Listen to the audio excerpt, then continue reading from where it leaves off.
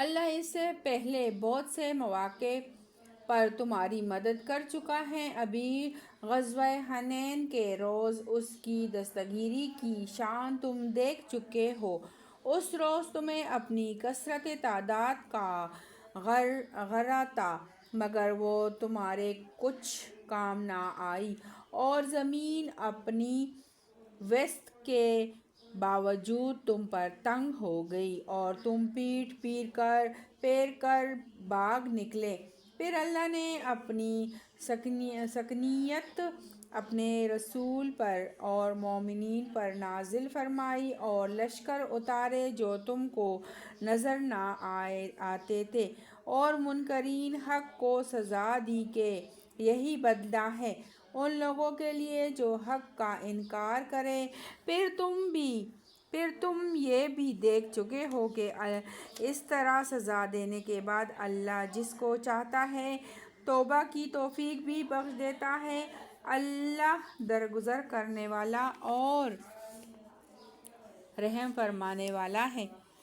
اے لوگو جو ایمان لائے ہو، مشرکین ناپاک ہیں، لہٰذا اس سال کے بعد یہ مسجد حرام کے قریب نہ بھٹکنے پائیں، اور اگر تمہیں تنگ دستی کا خوف ہے تو بعید نہیں کہ اللہ چاہے تو تمہیں اپنے فضل سے غنی کر دے۔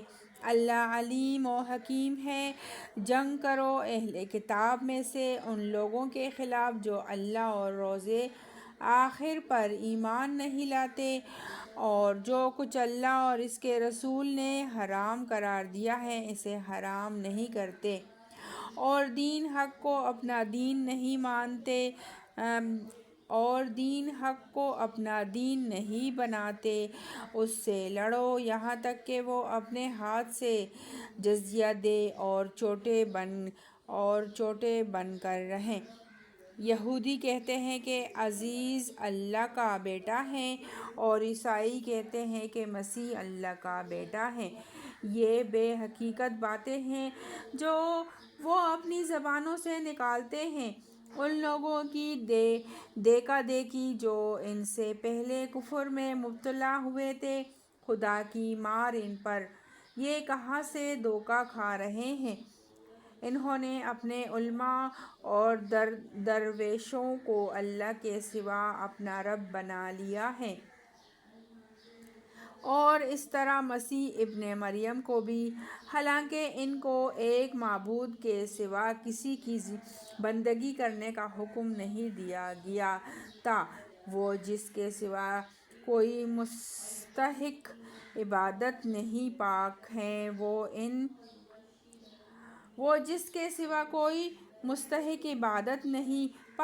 وہ ان مشرکانہ باتوں سے جو یہ لوگ کرتے ہیں۔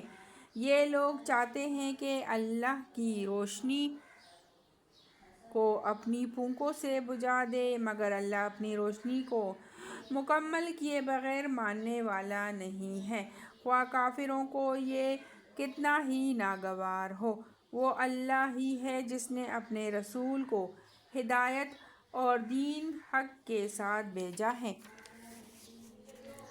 تاکہ اسے پوری جنس دین پر غالب کر دے، خواہ وہ مشرکوں کو یہ کتنا ہی ناگوار ہو۔ اے لوگو جو ایمان لائے ہو، ان اہل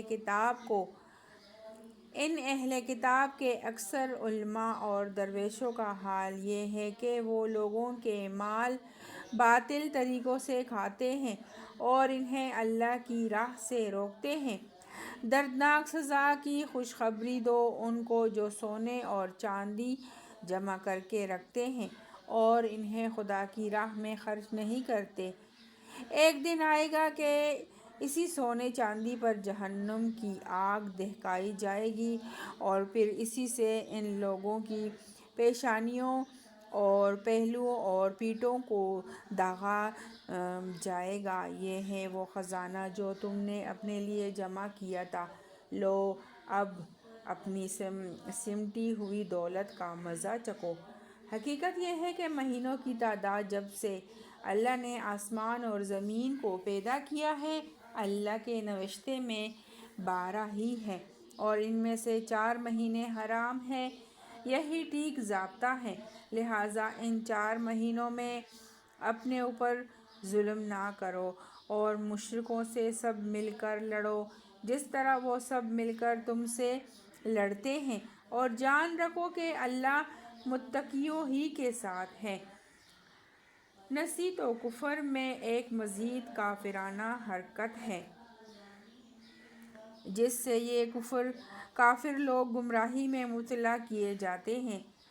کسی سال ایک مہینے کو حلال کر لیتے ہیں اور کسی سال اس کو حرام کر دیتے ہیں تاکہ اللہ کے حرام کیے ہوئے مہینوں کی تعداد پوری بھی کر دے اور اللہ کا حرام کیا ہوا حلال بھی کر لے۔ ان سے برے اعمال ان کے لیے خوشنما بنا دیے گئے ہیں اور اللہ منکرین حق کو ہدایت نہیں کرتا۔ صدق اللہ العظیم۔